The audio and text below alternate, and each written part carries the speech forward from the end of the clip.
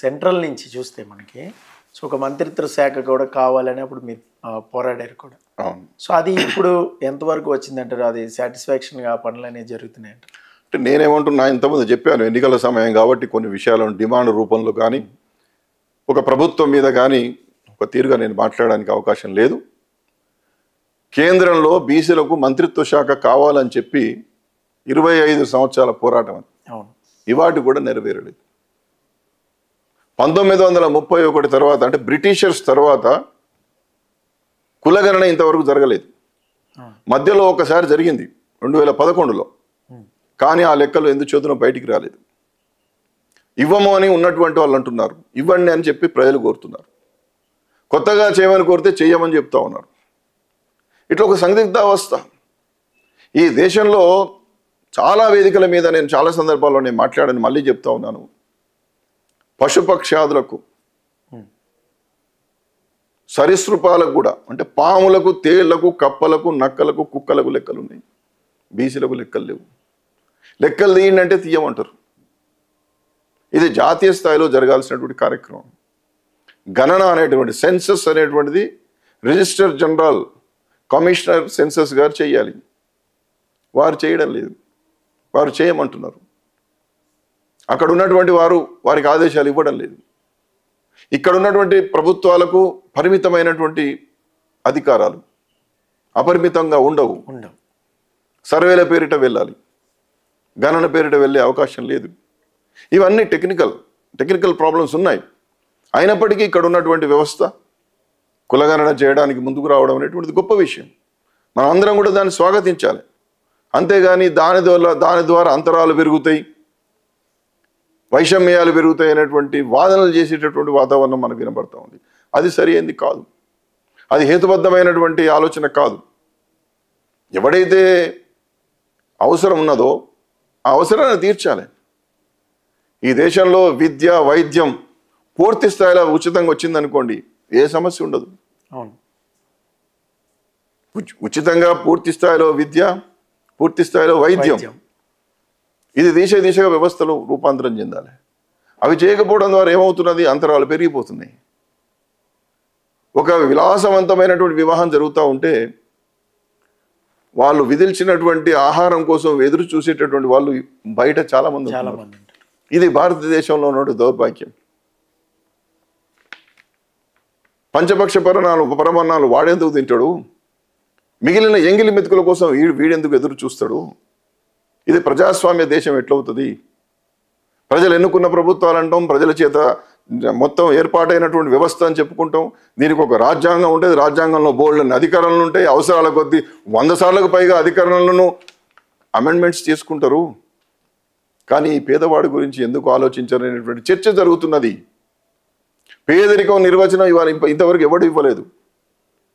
Rangarajan commission కావచ్చు, Suresh Tendulkar commission కావచ్చు, అనేక మంది గతంలో ఉన్నటువంటి ప్రణాళికా సంఘం కావచ్చు, ఇవాళ ఉన్నటువంటి నీతి ఆయోగ్ కావచ్చు, ఏ ఆయోగులు, ఏ ఆలోచనలు ఈ యొక్క పేదవాళ్ళ పేదరికం యొక్క నిర్వచనం చెప్పడం కానీ, గ్రామీణ ప్రాంతంలో బతుకుతున్నటువంటి వాళ్ళ యొక్క సరాసరి ఆదాయం ఎంత, సగటు ఆదాయం ఎంత, పట్టణంలో బతుకుతున్నటువంటి వారి సగటు ఆదాయం ఎంత, తలసరి ఆదాయం ఎంత, వీరి యొక్క జీవన ప్రమాణాలు మెరుగయ్యాయా లేదా, మెరుగుదల కాకపోవడానికి గల కారణం ఏమిటి, ఈ అంతరాలు ఎందుకు ఉన్నాయి, అంతరాలను తగ్గించడానికి ఏం ప్రణాళికలు చేయాలని చెప్పి ఏ పంచవర్ష ప్రణాళికలు కూడా, ఏ నీతి ఆయోగులు కూడా ఇంతవరకు ఏం చేయలేదు. నీతి ఆయోగ్ ఏర్పడి వాళ్ళ చాలా కాలం అయినప్పటికీ గతంలో ప్లానింగ్ కమిషన్ ఉన్నప్పుడు చాలా ప్రణాళికలు సంచార కులాలకు కావచ్చు, పేదరికం గురించి కావచ్చు, మిగతా వాటి గురించి ప్రణాళికలు వేసి కొంత ప్రయత్నం చేశారు. ఇవాళ నీతి ఆయోగ్ గురించి నేను మాట్లాడితే ఎవరినైనా విమర్శించినట్టు అవుతుంది. నేను విమర్శ కోసం చెప్పడం లేదు, నేను ఎవరిని విమర్శించడం లేదు. నీతి ఆయోగ్ ద్వారా వారు ఇంతవరకు పేదరికం మీద ఒక కమిటీ కూడా కాన్స్టిట్యూట్ చేయలేదు. ఇవాళ నేను ఒక పౌరుడిగా నేను అడుగుతా ఉన్నాను. ప్రతిసారి పులుల లెక్కలు తీస్తున్నాం, జింకల లెక్కలు చేస్తున్నాం, ఏనుగుల లెక్కలు తీస్తున్నాం. అంతరించిపోతున్నాయి, కాపాడాలని చెప్పి కోరుకుంటున్నాం. గొప్పదే, ప్రమోషన్ కూడా చేస్తున్నాం. మరి అంతరించిపోతున్న మనుషుల గురించి ఆలోచించమా? మానవ సమూహాల గురించి ఆలోచించమా? ఆశ్రిత కుల వ్యవస్థ గురించి ఆలోచించమా? అంతరించిపోతున్నటువంటి కళారూపాలను, కళాకారులను, ఆశ్రితులుగా ఉన్నటువంటి మానవ సమూహాల గురించి ఆలోచించాలి కదా. ఒకనాడు అద్భుతమైనటువంటి కళాకారులుగా బాసిల్లినటువంటి కళాకారుల యొక్క సమూహం ఇవాళ కనిపించడం లేదు. వాళ్ళని ఆశ్రయించేవాడు లేడు. గంగిరెడ్ల వాడి వాళ్ళు ఏం చేస్తున్నాడు? గంగిరెద్దు అంటే ఎద్దును పట్టుకొని తిరగాలి, కుక్కని పట్టుకొని తిరుగుతున్నాడు. ఏమయ్యా కుక్కని పట్టుకొని తిరుగుతున్నాడు? నాకే తిండి లేదంటే నేను ఎద్దును పట్టుకొని ఎక్కడ తిరగాలి, దానికి ఎక్కడ భోజనం పెట్టాలంటున్నాడు. మనకు సంక్రాంతి సందర్భంగానో మరొక పండుగ సందర్భంగానో గంగిరెద్దుల వాడు వస్తున్నాడు అని చెప్పి అంటున్నాం. హరిదాసు గురించి మాట్లాడుతున్నాం, కానీ ఆనాడు బియ్యం పోస్తే సంవత్సరం అంతా బతుకుతాడు వాడు. కాబట్టి చిరుతలు పట్టుకొని ఉన్నటువంటి దాసరివాడి గురించో, హరిదాసుల గురించో, గంగిరెద్దుల వారి గురించో, కాటిపాపల గురించి, బరేల్ గ్రౌండ్స్, సత్య హరిశ్చంద్రుడు అని చెప్పుకునేటటువంటి గొప్ప సనాతనమైన ధర్మంలో ఉన్నటువంటి వాడు, ఆ సత్య హరిశ్చంద్రుడి పాత్రలో ఉన్నటువంటి ఆ కాటిపాపల వాడు ఎక్కడ బతుకుతున్నాడో ఇవాళ సమాజానికి తెలుసా అని చెప్పి నేను అడుగుతా ఉన్నాను. అది వాళ్ళు కోరుకోవాలి. బహురూపు వాడు, బాలసంతు వాడు, దొమ్మరివాడు, అద్భుతమైనటువంటి విద్యలు ప్రదర్శించినటువంటి వాళ్ళు ఇవాళ కనుమరుగైపోతున్నారు. సాధనాసూరులు ఎక్కడున్నాడు? కాటిపాపల వాడు ఎక్కడున్నాడు? కాకి పడగల వాడు ఎక్కడున్నాడు? ఏనూటి వారు ఎక్కడున్నాడు? భాగవతుల వారు ఎక్కడున్నాడు? భాగవతుల వారి గురించి గొప్ప రామాయణము, మహాభారతము, అనేకమైనటువంటి ఆధ్యాత్మికమైనటువంటి కథారూపాలను ఆనాడు పల్లె సీమలలో మనల్ని జనరంజకం చేసినటువంటి ఆ కళాకారులు ఏమైపోతున్నారు? వాళ్ళంతా కూడా పేదవాళ్ళే కదా, వాళ్ళంతా కూడా వెనుకబడిన తరగతులకు సంబంధించినటువంటి వాళ్ళే కదా. వారిని వాళ్ళ మనం జనజీవన స్రవంతిలోకి తీసుకొచ్చి వారికి విద్యాబుద్ధులు ఉచితంగా అందజేసి రిజర్వేషన్ల గొప్పతనం చెప్పి వారిని గొప్ప పౌరులుగా నిలబెట్టాల్సినటువంటి సామాజికమైనటువంటి బాధ్యత ఇవాళ వ్యవస్థలో ఉన్నది. ఆ దిశగా ప్రయత్నం చేయాలనేటువంటి దిశగా ఇవాళ ప్రభుత్వ సహకారంతో తెలంగాణ బీసీ కమిషన్ చాలా మహోన్నతమైనటువంటి లక్ష్యంతో పనిచేస్తున్నది. అందుకు సమాజంలో ఉన్నటువంటి విజ్ఞులు, మేధావులు, సామాజికవేత్తలు, కుల సంఘాల నాయకులు కావాల్సినటువంటి సహకారాన్ని అందించాలి, సమాచారాన్ని ఇవ్వాలి. ఎందుకంటే పరిమితమైనటువంటి వ్యవస్థతో ఉన్నటువంటి కమిషన్ మొత్తం చేయలేదు. ప్రభుత్వానికి కూడా అనేకమైన ప్రాధాన్యాలు ఉంటాయి. ఆ ప్రాధాన్యాలను ముందు పెట్టుకొని పోతారు.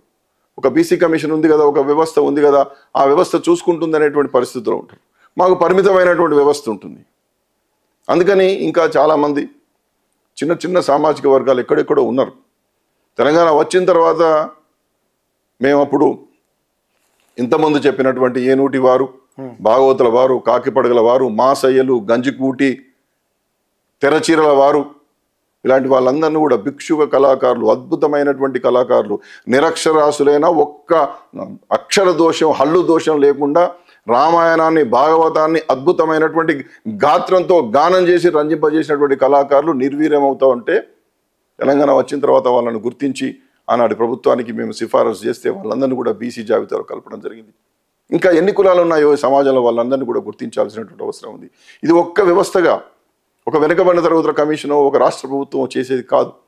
యావత్ సమాజంలో ఉన్నటువంటి బహుజన సంఘాల నాయకులు ఒక బాధ్యతగా తీసుకొని ఎక్కడైతే అంతరించిపోతున్నారో, ఎక్కడైతే అవకాశం కల్పించాలని చెప్పి ఎదురు చూస్తున్నారో అలాంటి వాళ్ళందరినీ కూడా కమిషన్ల దృష్టికి, ప్రభుత్వాల దృష్టికి తీసుకొచ్చి వారిని జనజీవన స్రవంతిలో కలిపి ఈ ఆధునిక అభివృద్ధికి అందుబాటులోకి తీసుకురావాల్సినటువంటి ఒక బాధ్యత అందరి మీద ఉందని చెప్పి నేను తప్పనిసరిగా మీ టీవీ ద్వారా వారికి విజ్ఞప్తి చేస్తూ ఉన్నాను.